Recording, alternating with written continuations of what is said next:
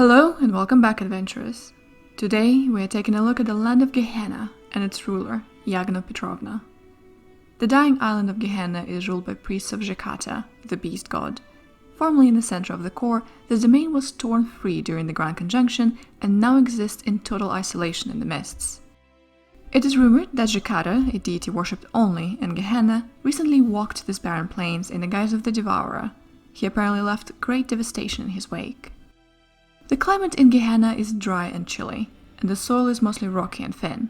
The land here is crossed by 2 rivers and a handful of streams that flood in the spring, dry to a muddy trickle in summer, and freeze solid in winter.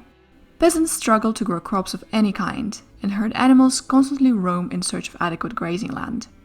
In the winter, which lasts for 5 months out of the year, many animals and peasants freeze to death. Jakarta, the principal city of Gehenna, is the religious and cultural center of the realm. Yagna Petrovna, high priest of Zhakata, rules here from the grand cathedral towering above the city. The city once was home to roughly 10,000 people, but now houses barely 4,000. The rest of the population either fled from Zhakata's wrath or fell victim to it. Further, the town's main trade item, a fine beer brewed with barley and rare herbs found north of the city, is no longer being produced, since grain shipments no longer arrive from Volkovnia. The only other city in Gehenna was Dervich. Once a bustling trade city, it is now all but abandoned. Its trade vanished along with its link to the core, and those people that remained here were all slain by the Devourer. Now the city is deserted ruin, home only to phantoms. The barren outlands in southern Gehenna are home to scattered farmsteads and communities of mongrel men. Many of these communities were also destroyed in recent calamity. In winter, Gehenna is so harsh that rivers freeze solid, and entire herds of cattle die of exposure. Spring brings even worse conditions: floods and mudslides from the mountain thaws, and famine and pestilence as the winter stores come to an end. The people call it the season of Zhakata's Banquet. Yagna preaches during the season that the blessed dead feast eternally at Zhakata's side, and so will his faithful. Travelers in Gehenna frequently encounter dust storms that force them to take shelter, but mongrel men never shy away from these tempests. According to them, the winds carry their own lost dignity. When the storms die and the sun begins to set, skies are aflame with color. All aspects of Gehennan life revolve around the worship of Zhakata, the only religion permitted in this land. Worshipping this god is an exercise in extreme sacrifice. Starvation is considered an honorable death, as it proves one's devotion to Zhakata. Families who would find favor with the god must choose one of their members to starve to death, in homage, while the rest eat. A typical home is filled with religious artifacts. The guesting cup is one of the most valuable personal items a family can own. This drinking vessel, made from the skull of a family member who willingly starved for Zhakata, is offered to visitors.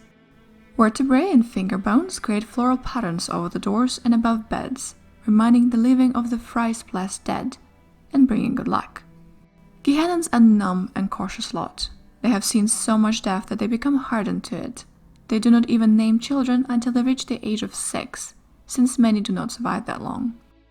Gehennans treat others politely, provided they adhere to Zhakatan etiquette. Regular fasting is expected of all visitors to the island. The locals can be recognized by the custom of men wearing beards and using wax to twist it into a long single strand, while married women cover their heads at all times. Esteemed brethren of the church wear garish colors, particularly red, but the peasants uniformly wear drab rags. Yagna Petrovna, high priest of Zhakata, rules Gehenna. He is both the spiritual and the political leader of the domain. The priesthood controls most aspects of society, and they zealously carry out Yagna's commands. All food grown in Gehenna is immediately surrendered to the church. The food is then offered to the beast god in a private, sunrise ceremony known as Zhakata's taking.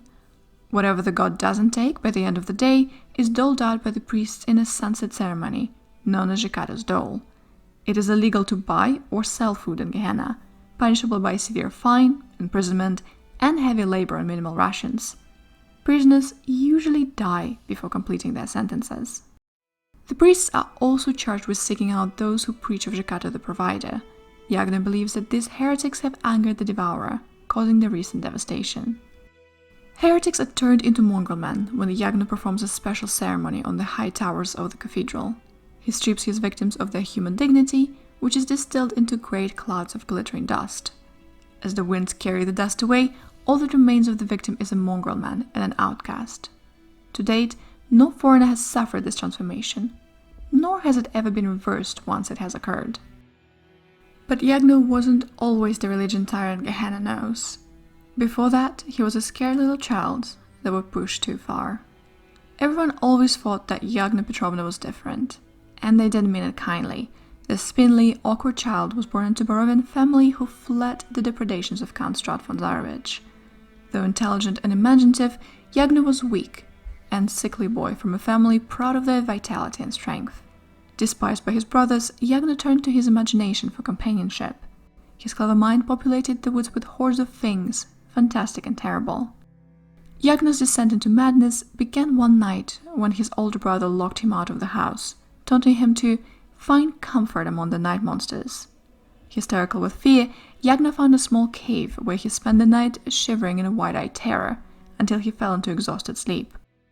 In the morning, he awoke to find the word Zhakata scrawled on the wall. He took this as a sign that an arcane power named Zhakata had watched and protected him through the long night. To withstand the powers of darkness which haunted the woods, Yagna reasoned Zhakata must be a great god deserving of Yagna's worship. So, he made his cave his first shrine. He was 22 years old. Yagna's family noticed a change in him at once. He was less fearful and more self-confident, taking long walks along the woods and discussing some great god Zhakata. Although the changes seemed to strengthen the bond within the family at first, Yagna's growing fanaticism created a growing uneasiness over the next 5 years. They could never prove that Yagna caused the growing misfortunes of the family, but they suspected that he murdered his brother, or that there was a foul play when the family's older retainer vanished, or when the shepherd twins supposedly committed suicide. But Yagna went too far when he attempted to sacrifice his sister's son. His family discovered him with a ceremonial dagger in his hands. Yagna's family chased the murderous priest through the woods right up to the edges of Barovia, shrouded by the mists. Yagna plunged himself into the mists only to find himself in a new, desolate land, decorated with horrific statues raised to Jakarta. Soon after coming to Gehenna, Yagna began to be plagued by doubts about Jakarta. He wondered why his deity had never directly communicated with him. So he hired a wizard who claimed to have the power to summon him. In truth, the wizard summoned a Nalfshni, a fiend named Malistroy. Malistroy claimed that Jakarta was false and had never existed. Yagna became enraged, killing the wizard and leaving the fiend bound in a magical circle. About 5 years ago, Malistroy escaped and attempted to take over Gehenna and kill Yagna, destroying a great deal of the domain in the process. Yagna narrowly defeated the fiend, but Gehenna still bears scars from the encounter.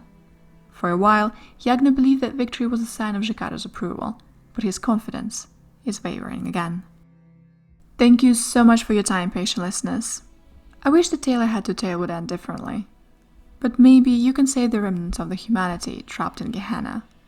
If you're up to the task, be careful while crossing the mists.